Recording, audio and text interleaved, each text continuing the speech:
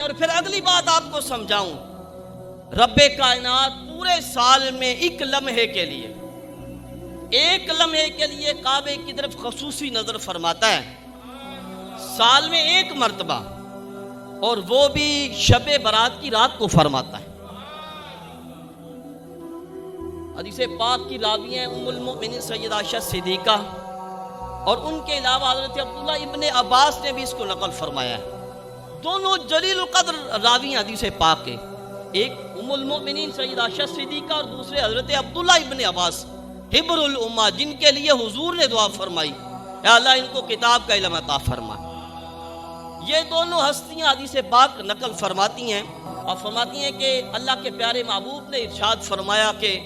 اللہ سال میں ایک مرتبہ کعبے کی طرف خصوصی نظر فرماتا ہے، خصوصی نظر رحمت فرماتا ہے۔ جب اللہ صرف ایک مرتبہ ایک لمحے کے لیے کعبے کی طرف خصوصی نظر فرماتا ہے تو لوگوں کے دل اسی وقت خاص طور پہ کعبے کی طرف مائل ہو جاتے ہیں، اور حضور نے فرمایا کہ وہ اللہ شب برات کی رات کو خصوصی نظر فرماتا ہے۔